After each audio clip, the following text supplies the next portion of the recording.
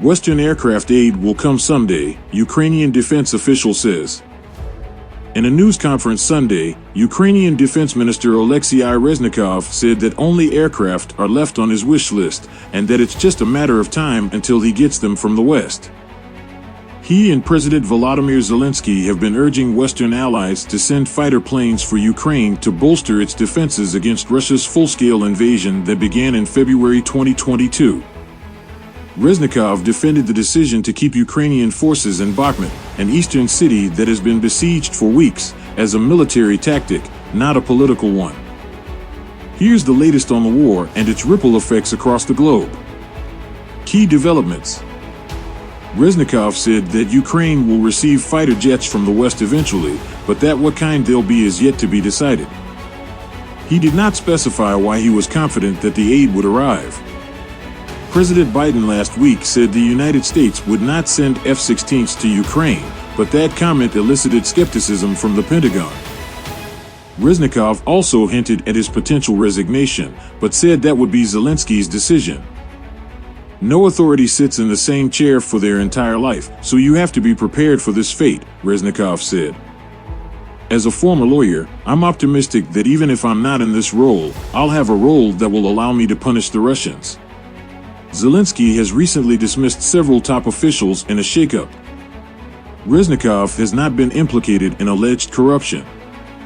Crews expect to finish their work by Friday on Odessa's electrical substation, where an accident this weekend caused a severe fire, said Volodymyr Kudrytsky, the Ukrenergo Utilities chairman.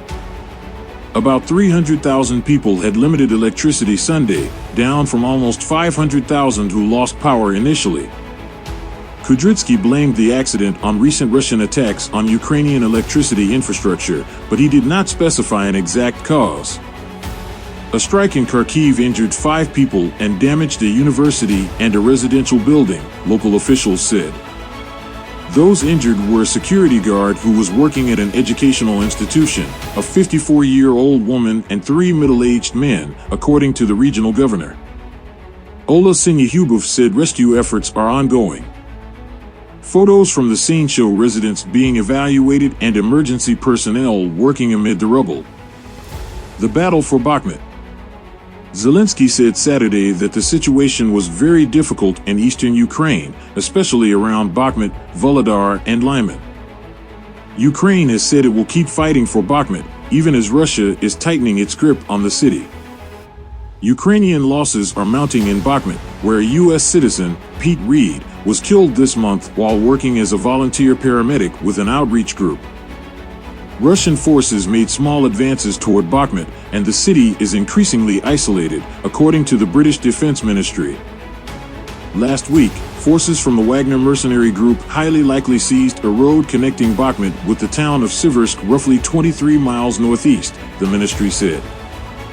Now, the 2 main roads to Bakhmut available to Ukrainian forces are probably both threatened by direct fire, it added. The Russian tycoon behind the Wagner Group denied rumors circulating in Russian media that Ukrainian forces are retreating from the area around Bakhmut. Ukrainian forces are not retreating anywhere.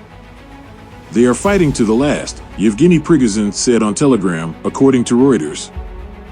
Fierce battles are going on in the northern quarters for every street, every house, every stairwell.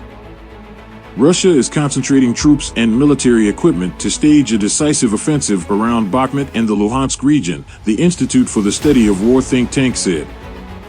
ISW analysts said the sustained military effort to encircle Bakhmut has prevented Russia from assembling the troops needed to attack Zaporizhia from the east.